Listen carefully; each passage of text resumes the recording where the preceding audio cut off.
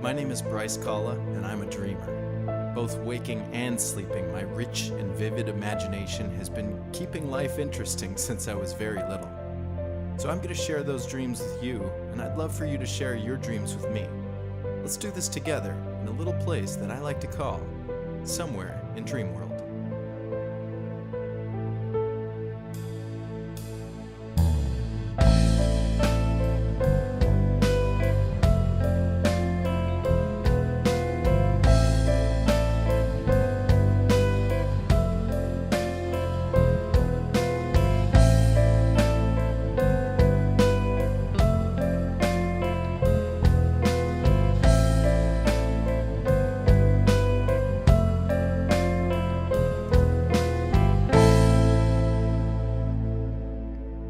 Hello, everyone, and welcome to the Somewhere in Dreamworld podcast. My name is Bryce. I am your host. I'm not a trained psych, but I sure am excited about dreams. So that's why I'm here talking about them to you. This podcast is about all things dreams, and this particular episode 12 could have been brought to you by swing dancing. That's right, if you enjoy that playground equipment that makes you go back and forth, but you wish you could do it to a song and move your body a little bit more, you could get off of that playground equipment, go to a ballroom or a dance hall or a nightclub, grab a partner and swing them all around, throw them up in the air, do some flips, and kick your feet a lot, and you will have found swing dancing.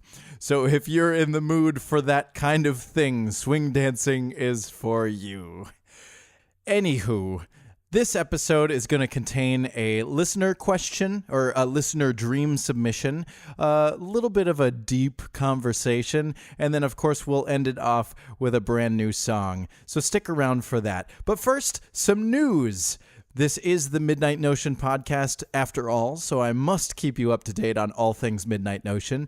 And the thing you need to know is that the Somewhere in Dreamworld album release show is happening on March 22. That's a Friday night at the Caboose in Minneapolis. Now, this is a venue that I am very excited to play at. I've seen it pop up on other bands' lists of places that they're playing. I've seen a lot of big names come through there. This is actually my first time performing at this venue, so I'm really excited to do that, and I'm even more excited to share the stage with Cyrenaeum, Blank Space, and Runaway Ricochet.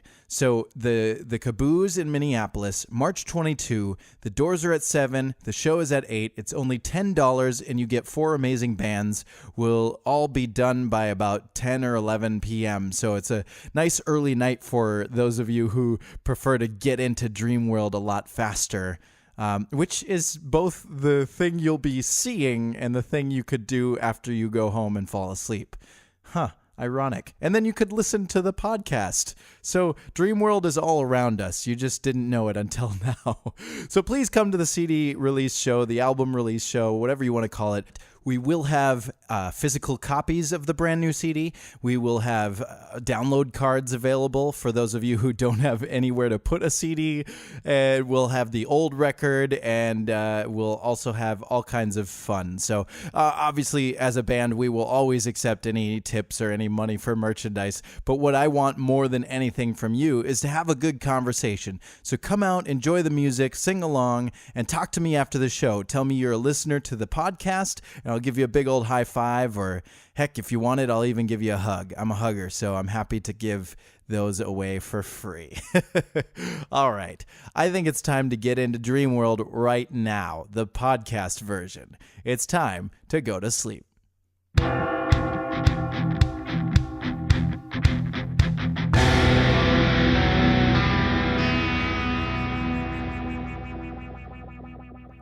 Now remember, as we talk about these dreams, you are always welcome to submit. And as a matter of fact, I encourage you to submit your dreams. You can do so by calling 612-643-0944 and leaving a message. You can program that number into your phone and call it just as you wake up so that it's a good recollection of the dream.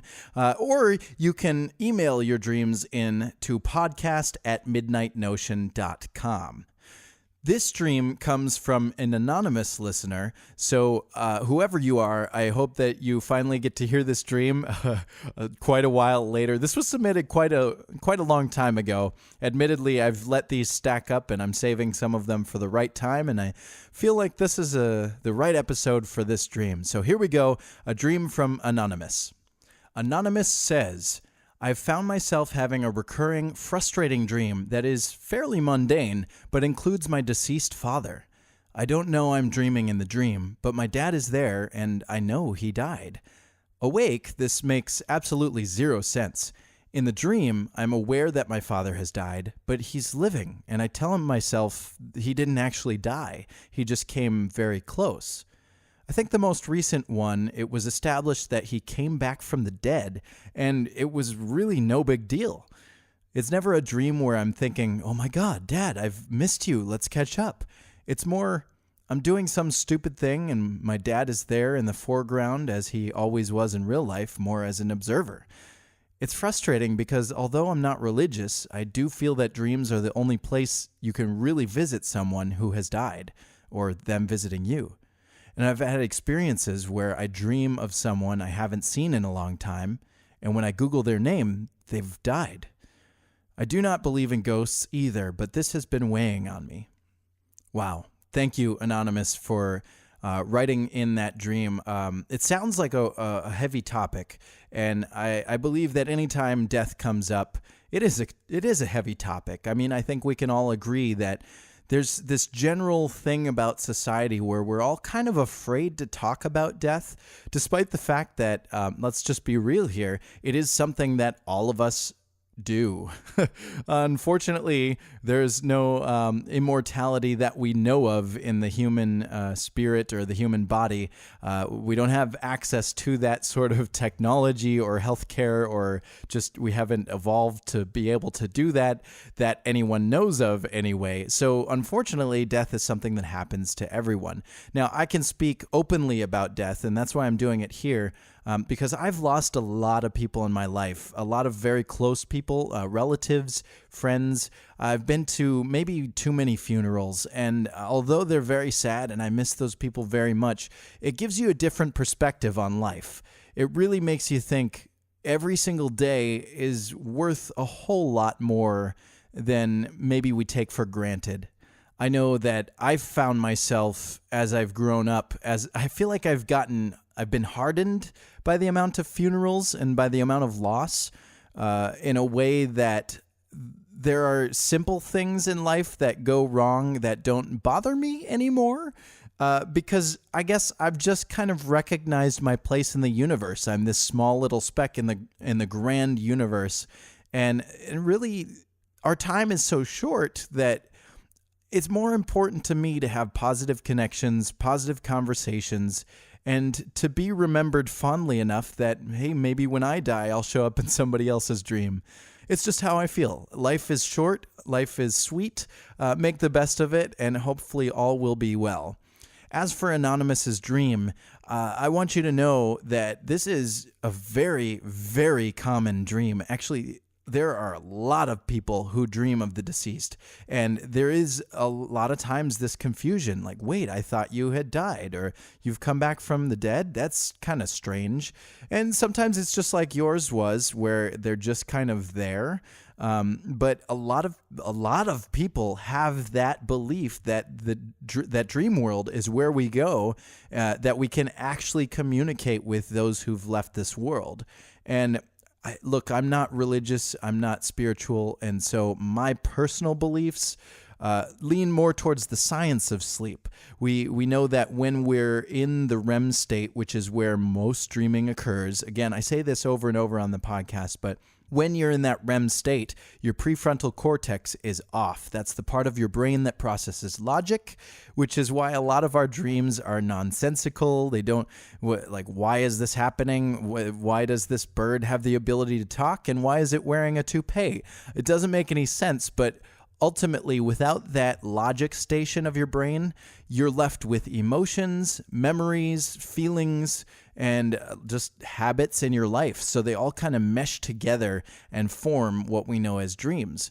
So if I had any guess from my own personal thoughts of the science side of dreaming, I would say that when your dad shows up in your dreams, it's probably because he's on your mind. It sounds like, but just by the way that you worded it, that he was always there when he was alive. So having him not present anymore would be a giant hole if he's someone who's been around a lot.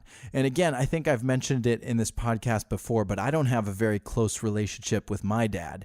So I didn't have that experience, but I have had those close relationships, like with my late grandfather. When he died, I was 10 years old. And so but by that time, I had already moved a lot, and we were in a different state. And so I had an interesting upbringing where the hole was always filled by some other, either another tragedy or a drastic life change or a move of some sort. That's why I see a lot of tornadoes in my dreams, because tornadoes, they say, are a symbol of change.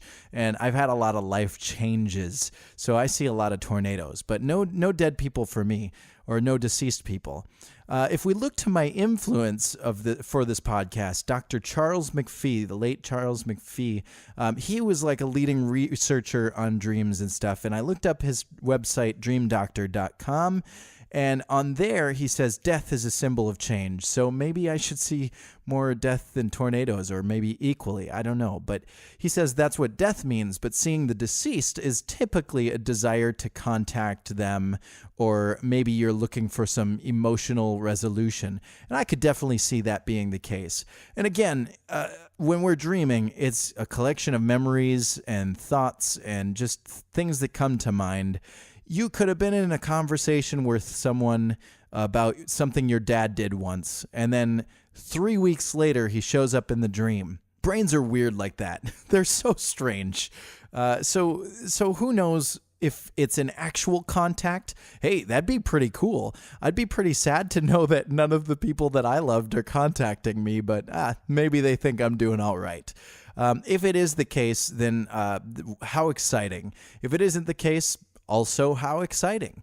Either way, I think that it's important to remember fondly the people that we have in our lives, to constantly thank them for being part of our lives, so that when they do eventually leave, we don't have to miss too much. It's always important to mourn and feel sad about their passing, but hopefully the interactions that you have with everyone are good interactions, and that you can have positive resolutions with each and every departing, whether it's just leaving or the final end.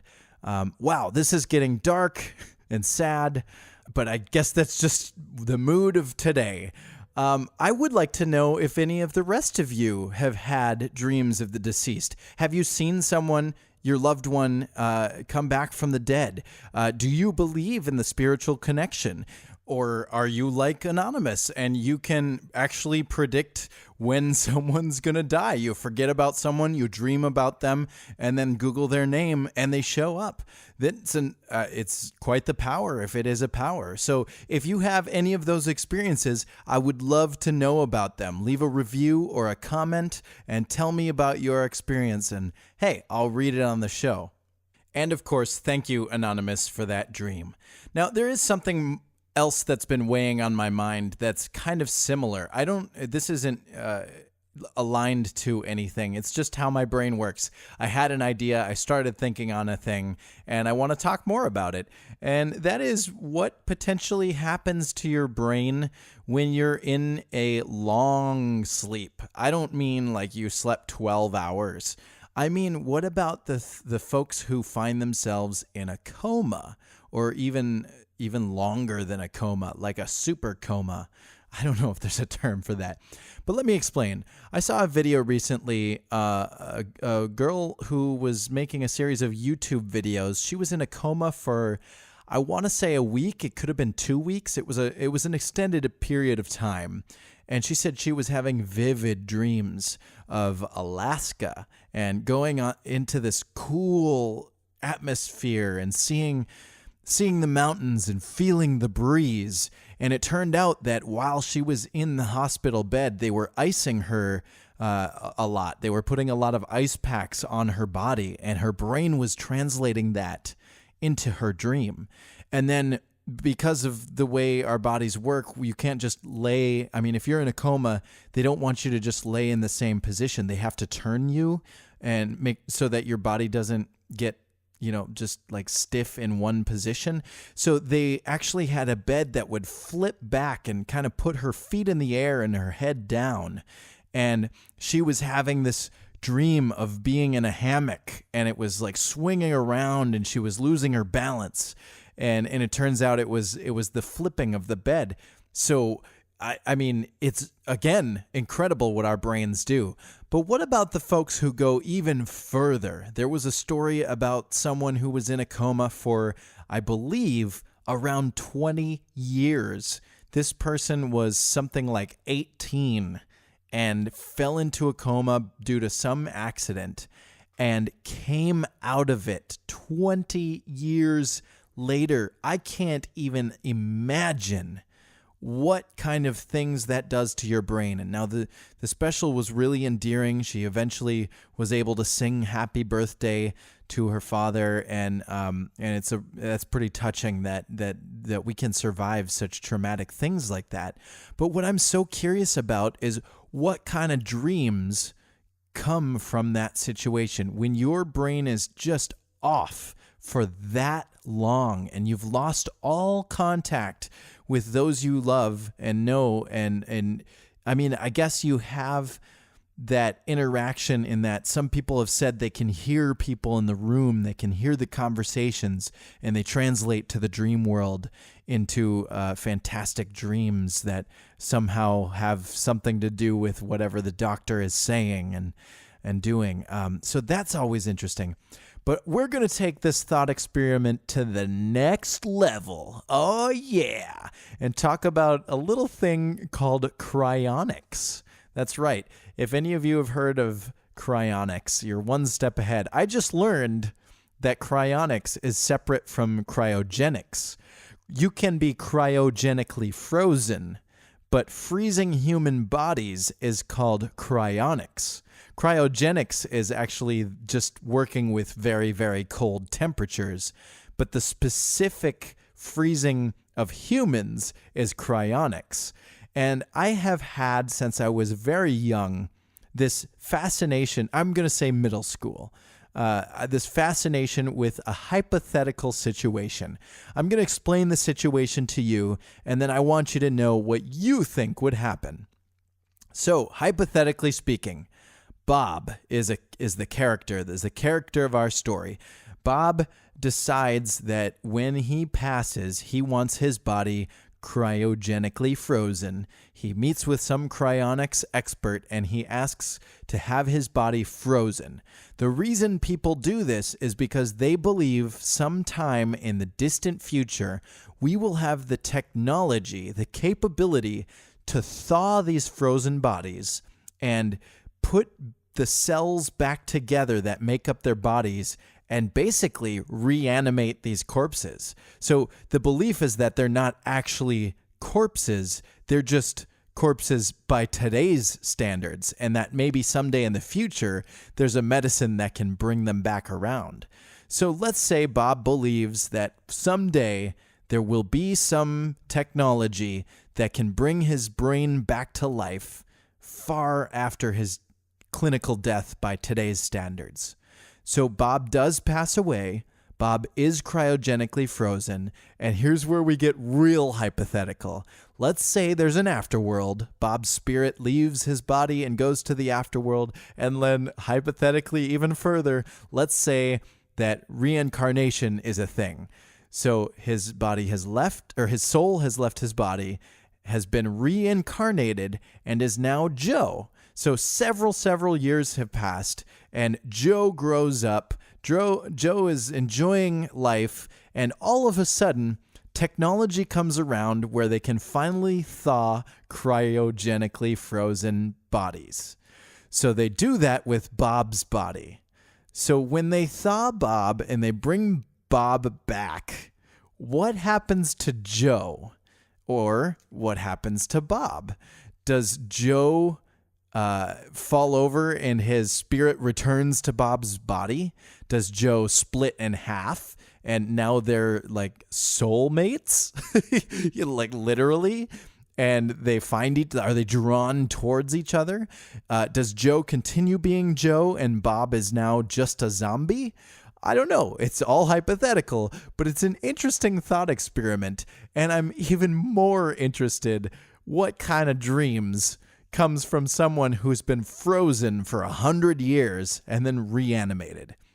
I don't know. It's an interesting thought. I'll never have the answer, but I'm always going to be curious about what your answer is. So leave a comment or leave a review and tell me what your thoughts are. What would happen to Joe and Bob? I don't know. Let's figure it out together. Anywho, that's enough for dreaming. I think it's time to wake up.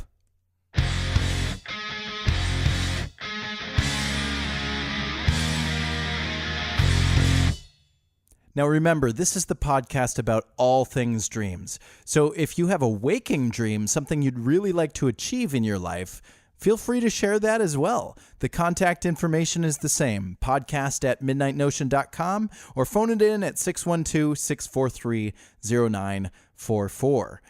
For today, I'd like to bring up this talk. It's been a kind of a downer episode, so I'd like to go a little bit more positive and come back to the new record, Somewhere in Dreamworld. It's been a dream of mine for a long time. I've talked about it a number of times on this podcast. It's the name of this podcast, for crying out loud. So the fact that the album is done means the world to me. And as I said before, the CD release show is coming up, and we'll be playing a couple of the songs from that record. And I would like to share one of those songs from the record. Now, this one has probably changed the least.